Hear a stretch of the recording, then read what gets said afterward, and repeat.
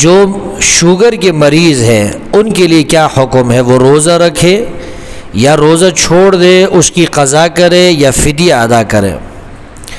تو یاد رہے کہ شوگر کے مریض بھی اس کی حالت کو دیکھی جائے گی،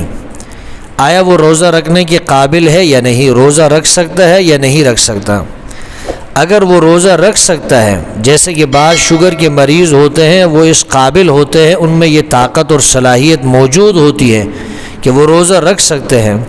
اگر شوگر کا مریض روزہ رکھ سکتا ہے اور اس کو اس بات کا اندیشہ نہیں کہ میری جان ہلاکت میں پڑ جائے گی، تو اس کو تو روزہ رکھنا لازم ہے، جیسے بہت سارے شوگر کے مریض روزے رکھتے ہیں۔ لیکن اگر اندیشہ ہے کہ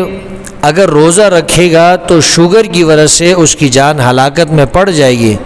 ایسی صورت میں شوگر کے مریض کو اجازت ہے کہ وہ روزہ نہ رکھے۔ البتہ یہ دیکھا جائے گا کہ بعد میں وہ اس کی قضا کر سکتا ہے یا نہیں، یعنی صحت یابی کی امید ہے یا نہیں۔ اگر صحت یابی کی امید ہو، بعد میں وہ قضا کر سکتا ہے، تو پھر فدیہ دینا جائز نہیں، پھر اس کی قضا کرنا لازم ہے۔ اور اگر بیماری ایسی ہے کہ پوری زندگی جو ہے صحت یابی کی امید نہیں ہے، تو پھر ایسی صورت میں اس کے لیے ہر روزے کا فدیہ ادا کرنا یہ لازم ہوگا کہ وہ ہر روزے کا فدیہ ادا کریں۔